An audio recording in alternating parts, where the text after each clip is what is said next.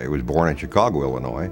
My dad and mom they were both in a motorcycle club, and they rode Harleys. So we moved out with 5 Harley-Davidsons in 1949 to Lake Geneva, Wisconsin, and settled in Lake Geneva. I had relatives that had been in the various services, the Army, the Air Force, I had one in the Navy. I always enjoyed listening to their experiences in the service, and especially the whole idea of what it was like to serve. Being thankful for what we had in America and giving something back. And so I grew up knowing that I would have to give service somewhere, somehow, to help continue on the whole idea of maintaining this wonderful country we had and the freedoms that it had to offer. Harold Fritz enlisted in the Army in 1966, leaving behind his young wife and his studies. He graduated from Officer Candidate School as a second lieutenant in 1967 and was sent to Vietnam the following year with the 11th Armored Cavalry Regiment.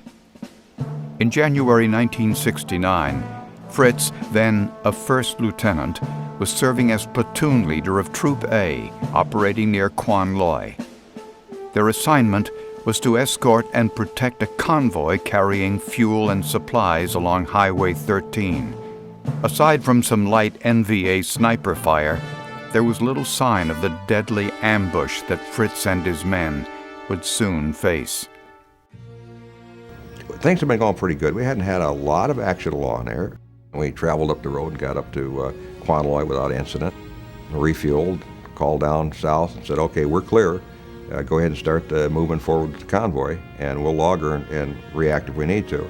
And they did, and we started south. And when we got to where I thought we would probably be able to maybe snatch up this little NVA that had been sniping at us and get them for intelligence purposes, I started slowing down the vehicles that I had, and that's when we got hit.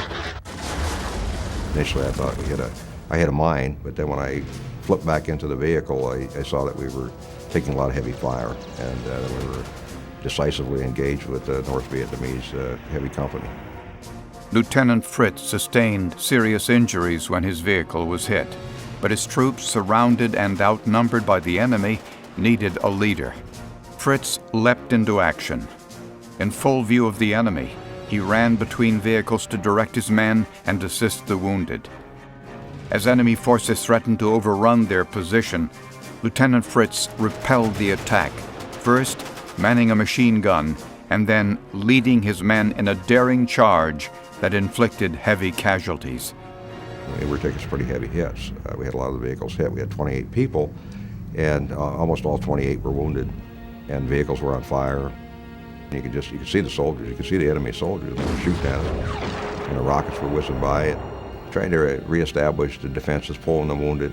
I saw the bodies of my 2 gunners, and I was off the vehicle, and I was bringing in the rear of the column and the front of the column. The vehicles were being hit, and then just for a moment, and even though everything was going on and people were running around me, and I was giving directions, and I could see my hands moving, and I could hear myself talking, but it wasn't me. I was another person. I saw bullets, and they just seemed to be floating by. I mean, just in slow motion, and it was just as if I was there, but I wasn't there. I was watching this, and then I just snapped back again. There I was back in the middle of a firefight. We managed to extricate ourselves out of that because the tank platoon came in, and as I looked down the road, I saw the cavalry guidon, the red and white guidon through this cloud of dust, just like the cavalry movies, and it was Jimmy Caldwell at H Company, and he was at our aid there within about an hour and a half. He was down there, and he brought those big tanks down there, and they were beautiful, but when they came in, they couldn't tell exactly, because we didn't have good radio contact with them, where we were in relation to the NVA and how many of us were there and how many were the NVA crawling over the vehicles. So the lead vehicle stopped just to ascertain what was going on, just momentarily, stopped momentarily, and they were getting ready to come in. And I saw that, and I didn't know what was going on. So I said, I got to go get him. And so I took off, running down the road, right down the middle of the road after this lead tank. That maybe wasn't the best thing to do, but I didn't have any options. I didn't have any radio. So I ran down there, and then the lead tank blew off his main gun round, and there was a position I didn't know alongside the road that was trying to hit the tank.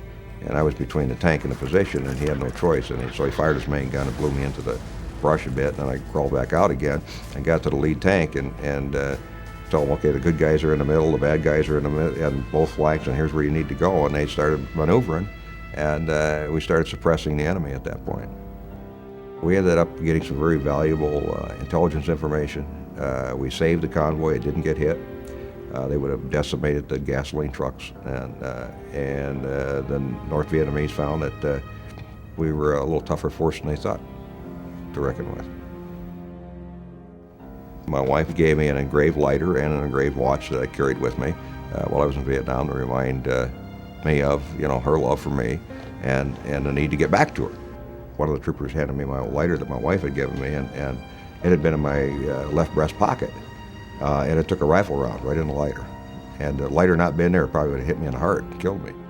I'm not advocating smoking, don't get me wrong, but had I not been a smoker at that particular point in time, maybe I wouldn't be here to tell the story. Leadership in a situation like an ambush is something that if you're doing what you're supposed to be doing, you don't have time to think about yourself. I was a 24-year-old lieutenant, and I was one of the older people over there. Most of my troops were 18, 19, and 20 years old. You're the person they're going to look to for leadership. People on the ground have more experience, been in country longer, but you're the leader. You're the one they're going to look at. And so you've got to give them the example for them to follow, not to fear. Being selected for that particular award, Medal of Honor, it's just overwhelming. At first, it's disbelief. This is impossible. It's not an award that you go after. It's not. You don't become a winner. You're a recipient. Somebody saw that what I did was they felt was appropriate for a recommendation, and I feel very humble and proud to be a recipient. But again, that's just something that causes me to say, I've got to represent well those that this represents. It's that simple.